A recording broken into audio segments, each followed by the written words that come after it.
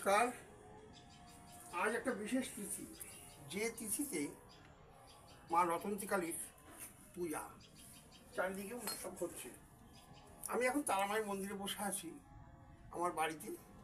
তারামা প্রতিষ্ঠিত তারামা, এই মা বেটি আমার কাছে কোনো একদিন স্বপ্নাদিষ্ট হয়ে এসেছিল 32 বছর আগে। যাই হোক, যে কথা বলার জন্য চ্যানেলে এলাম সেটা মেন কথা। আজ এই রতন্তী কালী পুজোর উদ্দেশ্যটা হলো সকলের মঙ্গলার্থে পুজো।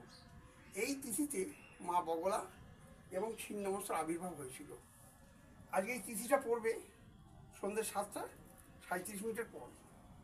তারপরে বিশেষ হোমযজ্ঞ, মায়ের আহ্বান, মায়ের কথালিপি, সমস্ত কিছু বিধিলিপি করা হবে। আজ এই তারা ভবনে আমি সামান্যভাবে একটি বগলার হোমযজ্ঞের আয়োজন করিয়াছি। আপনাদের যদি কারো এই হোমযজ্ঞে সামিল হওয়ার ইচ্ছে থাকে, যারা দূরবর্তী জায়গায় আছেন তারা দয়া করে নামগোত্র পাঠাবেন, তাতেই আমি আপনাদের নামে আহুতি করে দেবো। এর উদ্দেশ্য আপনাদের সকলের মঙ্গলার্থে। আজ মা বগলার আবির্ভাব দিন। বগলা মায়ের মঙ্গল যাদের মাঙ্গলিক আছে বিশেষভাবে তাদের ভীষণ উপকৃত হবেন। আর আপনারা নিশ্চয়ই শুনেছেন যে এই 2025 সালটা মঙ্গলের বছর। অতএব এই বছরে যত মা বগলাকে স্মরণ করবেন ততই কিন্তু আমাদের বিপদ আপদ থেকে রক্ষা পাবেন। এবং শুধু তাই না, কর্ম, আজকে পশ্চিমবঙ্গের কর্মের অবস্থা কিন্তু খুবই খারাপ।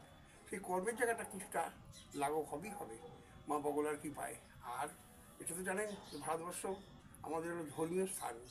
এই ভারতবর্ষে বাস করে আমরা কিন্তু একের পর এক মেরুদণ্ডহীন হয়ে বাইরে চলে যেতে বাধ্য হচ্ছি, কারণ কর্মের স্থানের জন্য। যাই হোক, সেসব বড় কথা হয়ে যাচ্ছে, ওই কথা আমি আসি না। আসুন সবাই মিলে আজ মা বগলার স্মরণ করি এবং তার কাছে আমরা আত্মসমর্পণ করি যে মা সবার মঙ্গল করো। আমিও চাই সবার মঙ্গল হোক। আপনাদের কোনো অসুবিধা হলে আপনাদের অবশ্যই নাম গোত্র পাঠান। তার জন্য কোনো অর্থ বিনিয়োগ করতে হবে না আপনাদের, কিন্তু শুধু মাকে স্মরণ করবেন, তাতেই অস্থির, তাতেই অনেক। নমস্কার।